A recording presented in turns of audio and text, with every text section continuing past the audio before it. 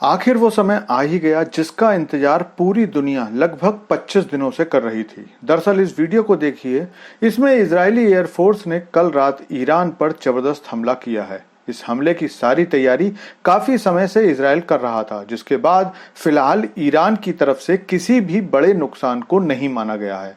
Iran ये तो मान रहा है कि इजरायल ने कल रात हमला किया, लेकिन उस हमले की सारी डिटेल ईरान लगातार छिपा रहा है। तो चलिए जानते हैं इस बारे में कि क्या खबर निकल कर आ रही है। लेकिन आपसे रिक्वेस्ट है कि चैनल को सब्सक्राइब कर लीजिए, क्योंकि यहाँ आपको डिफेंस, फाइनेंस और फॉरेन पॉलिसी पर वीडियोस रोज मिलते हैं। तो दोस्तों, 1 अक्टूबर 2024 जब से ईरान ने इजरायल पर 400 से ज्यादा मिसाइल दागी थी, पूरी दुनिया इसी बात का इंतजार कर रही थी कि इजरायल ईरान पर हमला कब करेगा। इसके अलावा ये भी सभी लोग जानना चाहते थे कि इजरायल किस स्तर का जवाब देने वाला है, क्योंकि इजरायल की तरफ से ये बात लगातार कही जा रही थी कि वो ऐसा हमला करेंगे जैसा किसी ने सोचा नहीं है।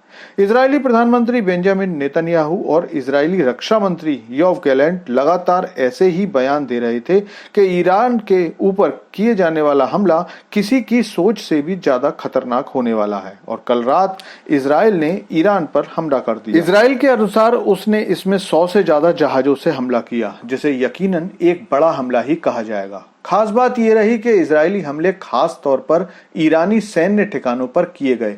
इजरायल ने इस हमले को डेज ऑफ रिपेंटेंस नाम दिया है। इन हमलों को इजरायल ने F-15 और स्टेल्थ फाइटर जेट F-35 से अंजाम दिया था, जिन्हें रोकना ईरान के बस की बात नहीं है।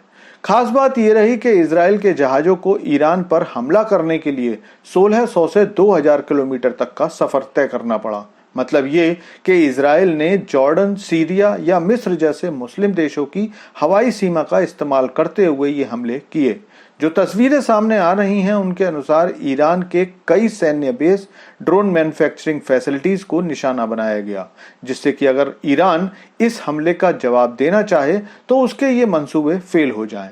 हालांकि बहुत सारे लोग इस इजरायली हमले को एक फिक्स्ड मैच की तरह ही देख रहे हैं, क्योंकि दोनों ही देश इस बारे में बड़े बड़े दावे कर रहे हैं। इजरायल का कहना है कि उसने जो करना था वो कर दिया, जबकि ईरान इस हमले को इतनी ज्यादा अहमियत नहीं दे रहा है। कई ऐसे वीडियोस भी आए हैं जिनमें ईरानी सैनिक इजरायली जहाजों पर एंटी एयरक्राफ्ट गन से हमला कर रहे हैं। लेकिन अब आपका सवाल होगा कि भला ये कैसे हो सकता है कि इजरायल 100 से ज्यादा जहाजों से हमला करे और फिर भी उसे फिक्स्ड माना जाए। तो देखिए, दरअसल भले ही इजरायल और ईरान लगातार लड़ाई की बातें कर रहे हों, लेकिन इसी के साथ साथ बैकडोर डिप्लोमेसी भी जारी थी। गल्फ के कई देश और अमेरिका लगातार दोनों देशों को यह समझाने का प्रयास कर रहे थे कि अगर लड़ाई को रोकने की कोशिश नहीं की तो खाड़ी देश में पिछले 100 सालों की सबसे खतरनाक स्थिति होने वाली है, क्योंकि केवल और केवल अमेरिका ही है जो इस लड़ाई को रोकना चाहता था। बाकी दुनिया, खासतौर पर एशिया, इस बारे में लगभग चुप थे।